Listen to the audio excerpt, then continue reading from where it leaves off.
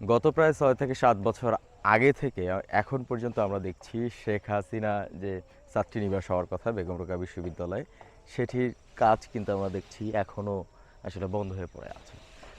আমরা যতদূর জানি যে বেগম রোকেয়া বিশ্ববিদ্যালয় ক্যাম্পাসে এই ছাত্রীনিবাস বা এই ছাত্রীর যে আবাসিক হল, এটি যদি হতো তাহলে আমাদের কোনো নারী শিক্ষার্থীকে আসলে ক্যাম্পাসের বাইরে থাকার প্রয়োজন হতো না। কারণ এটিতে অনেকগুলো সিট রয়েছে যাতে আমাদের সব নারী শিক্ষার্থীরা এখানে থাকতে পারতেন এবং সবাই আবাসিক হতে পারতেন।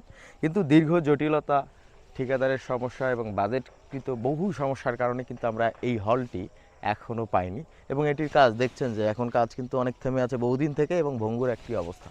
আমরা জানি সম্প্রতি আমাদের বেগম রোকেয়া বিশ্ববিদ্যালয়ে অনেকগুলো প্রায় ১,০০০ কোটি টাকার উপরে বেশি পেয়েছে বাজেট। সেই বাজেট দিয়ে যদি আমাদের এই ৫ তলা কমপ্লিট হয়েছে, এই ৫ তলায় যদি সম্পন্ন করা যায়, তবেও আমরা দেখতে পারবো যে হয়তো আমাদের নারী শিক্ষার্থীর অনেকটা আবাসিক সিট এখানে কিন্তু হয়ে যাবে।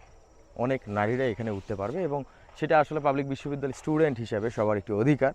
তা আমরা চাইবো বর্তমান উপাচার্য স্যার তিনি খুবই পজিটিভ মানুষ, তিনি এই উদ্যোগটা দ্রুত গ্রহণ করে এবং এটা কাজ সমাপ্ত করার জন্য আমরা অনুরোধ করব তাকে, যেন দ্রুত এই কাজ সমাপ্ত করে নারী শিক্ষার্থীদের এখানে হলে তোলা হয়। ধন্যবাদ, সাথেই থাকবেন। শেখ হাসিনা এই হলের এখানে নিচে এসে আমরা দেখতে পারলাম যে এই যে এরিয়া রয়েছে বিশাল এরিয়া, এবং আমরা একজন সাব অ্যাসিস্ট্যান্ট ইঞ্জিনিয়ার তার মাধ্যমে জানতে পেরেছি যে এই প্রত্যেকটা ফ্লোরে ১০০ জন করে নারী শিক্ষার্থী অবস্থান করতে পারতেন।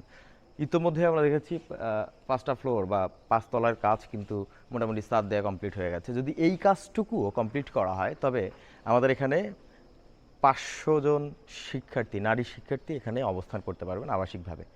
সুতরাং আমার মনে হয় বা আমাদের কাছে মনে হয় যে এই কাজটি যত দ্রুত সম্ভব যদি সম্পন্ন করা যায় তবে আমাদের নারী কমপক্ষে ৫০০ জন এখানে থাকতে পারবেন এবং বাইরে থাকার বা মেস মালিকদের যে যন্ত্রণা, যে অসহনীয় যে অত্যাচার, সেই অত্যাচার থেকে তারা বাঁচতে পারবেন।